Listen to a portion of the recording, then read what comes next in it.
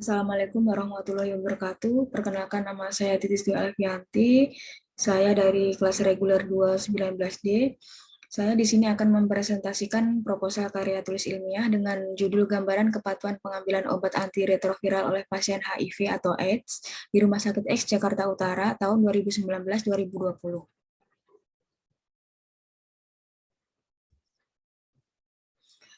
Kemudian adapun latar belakang penelitian saya, Acquired Immunodeficiency Syndrome atau AIDS merupakan infeksi yang disebabkan oleh Human Immunodeficiency Virus atau HIV yang menyebabkan suatu penyakit yang menyerang sel-sel kekebalan tubuh. Adapun faktanya, menurut data WHO tahun 2020 menyatakan 37,7 juta orang hidup dengan HIV. Pada akhir tahun 2020, dengan 1,5 juta orang baru terinfeksi HIV secara global. Asia Tenggara menjadi peringkat kedua setelah Afrika sebagai wilayah epidemi HIV. Di sini ada tabel orang hidup dengan HIV tahun 2020, di mana 27,5 juta pasien HIV sudah menerima terapi ARV, sedangkan 10,2 juta tanpa terapi ARV.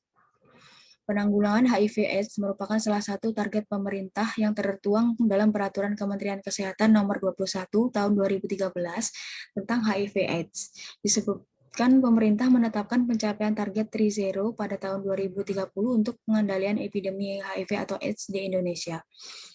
Penderita HIV atau AIDS memerlukan pengobatan dengan ARV untuk menurunkan jumlah virus HIV di dalam tubuh agar tidak masuk ke dalam stadium AIDS. Pasien yang mendapatkan pengobatan harus patuh dalam mengkonsumsi obat ARV seumur hidup, tepat waktu, dan disiplin. Di sini ada tabel tingkat kepatuhan pengobatan ARV, di mana tingkat kepatuhan pengobatan antiretroviral di Indonesia masih sangat rendah, yaitu sekitar 40-70% yang masih di bawah target nasional dengan tingkat kepatuhan 95%. Untuk rumusan masalah, yaitu bagaimana gambaran kepatuhan pengambilan obat antiretroviral oleh pasien HIV atau AIDS di Rumah Sakit X Jakarta Utara tahun 2019-2020. Tujuan penelitian mengetahui gambaran kepatuhan pasien HIV atau AIDS dalam melakukan pengambilan obat di Rumah Sakit X Jakarta Utara tahun 2019-2020.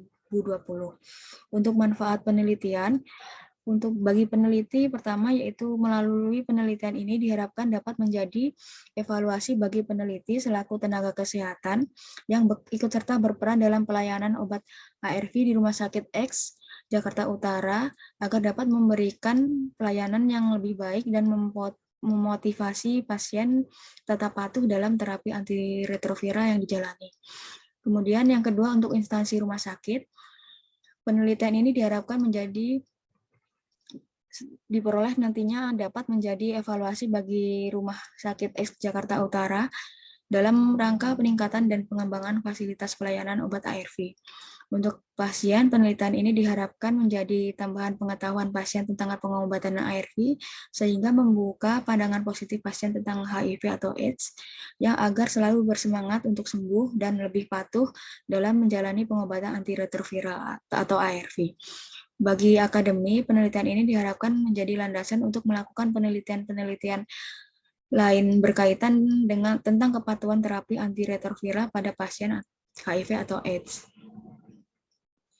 Kemudian untuk tinjauan pustaka, di sini saya akan membahas tentang HIV atau AIDS, kemudian landasan teori, lalu hipotesis.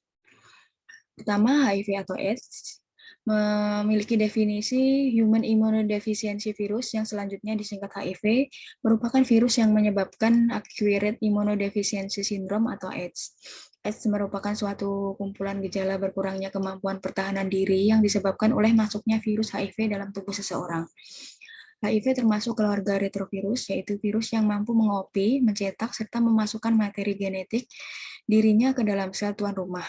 Virus ini melakukan cara infeksi dengan cara berbeda atau retro, yaitu dari RNA menjadi DNA, yang kemudian menyatu dalam DNA sel tuan rumah atau manusia, membentuk provirus, dan kemudian melakukan replikasi atau tiruan.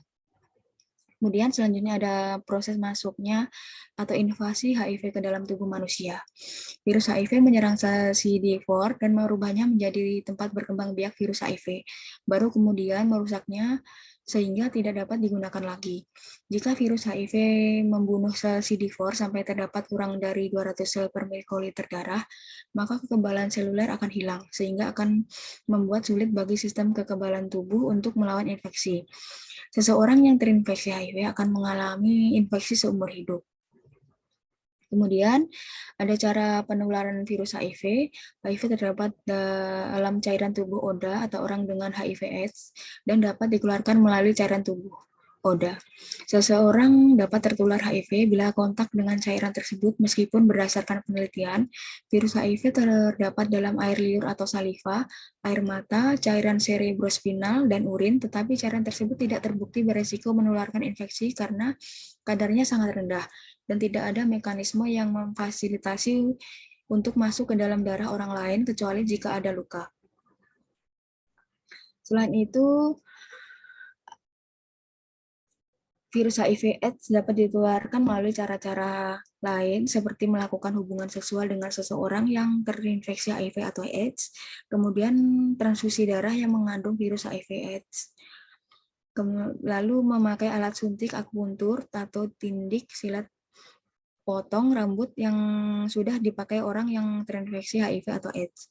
Kemudian penularan dari ibu ke anak, yaitu pemindahan virus dari ibu hamil yang mengidap virus HIV kepada janin. Lalu melalui air susu ibu atau ASI, ibu menyusui yang menderita HIV untuk diberikan kepada bayi. Kemudian ada identifikasi perkembangan virus HIV melalui pemeriksaan laboratorium. Yang pertama yaitu jumlah CD4, di mana kecepatan penurunan CD4, baik jumlah absolut maupun persentase CD4, telah terbukti dapat dipakai sebagai petunjuk perkembangan penyakit AIDS. Jumlah CD4 lebih menggambarkan progresivitas AIDS dibandingkan dengan tingkat viral load. Meskipun nilai prediktif dari viral load akan meningkat seiring dengan lamanya infeksi. Yang kedua ada viral load, plasma kecepatan peningkatan viral load atau muatan virus dalam plasma dapat dipakai untuk memperkirakan perkembangan infeksi HIV. Viral load meningkat secara bertahap dari waktu ke waktu. Lalu selanjutnya ada obat antiretroviral atau ARV. Jenis antiretroviral pertama ada nukleosid reverse transkriptase inhibitor atau NRTI. Contohnya yaitu zidovudin, lamivudin, dan emtricitabine. Kemudian yang kedua ada nukleotid reverse transkriptase inhibitor atau NTRTI, contohnya tenofovir. Yang ketiga ada non-nukleosid reverse transkriptase inhibitor atau NRTI, contohnya nevirapin dan efavirenz. Kemudian keempat ada protease inhibitor, contohnya indinavir, nelfinavir, dan aluvia. Yang terakhir ada fusion inhibitor, contohnya enfuvirtide. Kemudian ada anjuran pemilihan obat ARV lini pertama, yang pertama yaitu zidovudin ditambah lamivudin ditambah nevirapin, atau zidovudin ditambah lamivudin ditambah efavirenz, atau tenofovir ditambah lamivudin atau emtricitabine ditambah nevirapin, atau tenofovir ditambah lamivudin atau emtricitabine ditambah efavirenz. Kemudian landasan teorinya, pengobatan antiretroviral merupakan bagian dari pengobatan HIV dan AIDS untuk mengurangi resiko penularan HIV, menghambat perburukan infeksi oportunistik, meningkatkan kualitas hidup penderita HIV, dan menurunkan jumlah virus atau viral load dalam darah sampai tidak terdeteksi. Ketidakpatuhan pengobatan menjadi alasan utama terjadinya kegagalan terapi ARV. Adherence atau kepatuhan harus selalu dipantau dan dievaluasi secara teratur serta didorong pada setiap kunjungan. Untuk mencapai supresi virologis, diperlukan tingkat kepatuhan berobat ARV yang sangat tinggi. Kemudian hipotesis. Alasan utama terjadinya kegagalan terapi ARV atau antiretroviral adalah ketidakpatuhan atau adherence yang buruk. Penelitian menunjukkan bahwa untuk mencapai tingkat supresi virus yang optimal, setidaknya 90-95% dari semua dosis tidak boleh terlupakan. Kegagalan terapi dapat dilihat dari berbagai kriteria, yaitu kriteria virologis, imunologis, dan klinis. Orang dengan HIV/AIDS harus menggunakan ARV atau antiretroviral minimal 6 bulan sebelum dinyatakan gagal terapi dalam keadaan kepatuhan yang baik. Kalau orang dengan HIV/AIDS kepatuhannya tidak baik atau berhenti minum obat, penilaian kegagalan dilakukan setelah minum obat kembali secara teratur minimal 3-6 bulan. Konseling kepatuhan dilakukan di setiap kunjungan dan tanpa membuat pasien merasa bosan. Selanjutnya untuk metode penelitian, metode yang digunakan yaitu dilakukan dengan studi desain deskriptif kuantitatif. Untuk kerangka konsepnya, variabel penelitiannya yaitu kepatuhan pengambilan obat antiretroviral di Rumah Sakit X Jakarta Utara tahun 2019-2020. Untuk definisi operasionalnya, yaitu keadaan di mana pasien menjalani pengobatan sesuai dengan yang dianjurkan oleh petugas kesehatan, dengan melakukan terapi antiretroviral atau ARV selama minimal 6 bulan tanpa putus, dilihat dari segi pertama jenis kelamin, kedua usia, ketiga kombinasi obat ARV. Untuk cara pengukurannya dilakukan melalui lembar kartu follow-up pasien terapi ARV. Hasilnya pertama patuh, kedua tidak patuh, skalanya nominal. Untuk jenis penelitian, penelitiannya yaitu deskriptif. Untuk objek penelitian merupakan data sekunder yang diambil secara retrospektif. Untuk lokasi dan waktu, lokasinya di instalasi farmasi rawat jalan Rumah Sakit X Jakarta Utara. Waktunya bulan Januari 2021 sampai Juni 2021. Untuk alat yang digunakan, pertama kertas, kedua ballpoint, ketiga lembar kartu follow-up pasien HIV atau AIDS, keempat komputer. Untuk langkah kerjanya, 1. Pengajuan surat izin penelitian, 2. Pengumpulan sampel, ketiga analisa kepatuhan, keempat pembahasan dan kesimpulan. Prosedur penelitiannya, yang pertama yaitu pengajuan surat izin penelitian. Peneliti meminta surat izin penelitian dari Stikes IKIVA untuk melakukan penelitian di Rumah Sakit X Jakarta Utara. Kedua, pengumpulan stempel.